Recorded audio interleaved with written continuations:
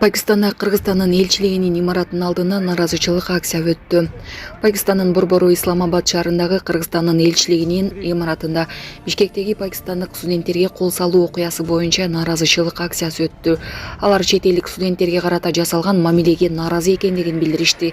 Аталган жерге полиция кызматкерлери дипломаттардын коопсуздугун коргоо үчүн барып, элчиликтин имаратынын айланасын тикендүү зым менен тоскон.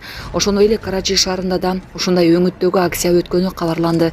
Чогулгандар жабыркаган чет элдик студенттерге карата жоопкерчиликтүү жана адилеттүү болууну талап кылышкан. Булак баракелде.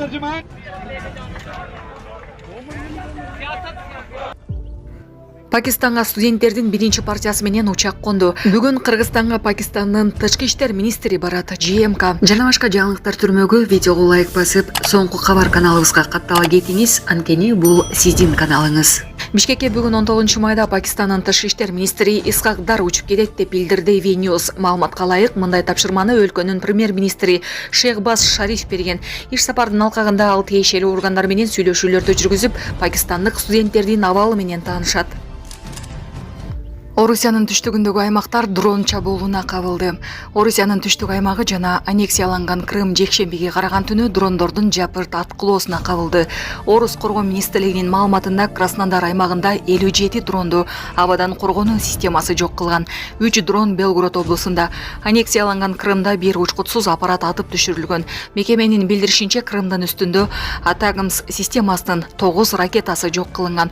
Бир дрон Славянск на Кубани шаарындагы мунайды кайра иштетүүчү заводдун аймагына тийген. Алдын ала маалымат боюнча кыйроолор жок. Белгород облусунда да дрон чабуулу болуп, анда Малое Корольш айылындагы чиркөөнүн чатыры күйүп кеткен. Облус губернатору Вячеслав Кладков билдиргендей, өрт өчүрүлгөн. Петровка айылында учкутсуз аппарат менен урулган соккудан 2 киши жараат алып ооруканага түшкөн. Соңку күндөрү Орусиянын Украина менен чектешкен аймактары тынымсыз аткылоолорго кабылып келет. Кремль бул үчүн Украинаны айыптап келет. Расмий Киев адатта мындай аткылоолор боюнча комментарий бербейт. Булак Азаттык.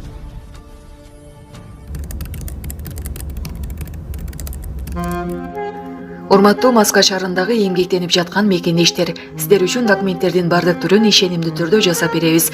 ННН, СНИЛС, медкнижка, справка, перевод паспорт, ДМС, ОМС, детский полис, медкарта, трудовой договор, проверка регистрация, проверка запрет, проверка черный список. Эгерде срогу бүтүп калса, базадан чыгып кетсе, Сахаровага барган эмес болсо, 3 айга продление кылып беребиз. 1 айда 1 базасын текшерип беребиз. Базадан чыгып кетсе, кайрадан киргизип беребиз. Байланыш номер +7 968 489 16 35. WhatsApp'tan кайрылсаңыздар болот. Ысык көлдө сууга түшүп кеткен 2 кызды дрон менен издеп жатышат. Бүгүн 19 майда Ысык көл облусунун Ак Суу районунда Жыргалаң суусуна түшүп кеткен 2 кызды издөө иштери улантылып жатат. Өзгөчө Кырдаалдар министрлигинин маалыматы боюнча издөө иштерине 38 куткаруучу дрон жана 2 кайык менен тартылды. Мындан сырткары Ички иштер министрлигинен 60 кызматкер жергиликтүү тургундардан 40 адам издөөгө чыгышты. Кече 18 майда Михайловка айылынын Михайловка дачасында Жыргалаң суусуна Михайловка айылынын тургундары 2017 жана 2016 жылы туулган кыздар агып кеткен. Булак турмуш кежи.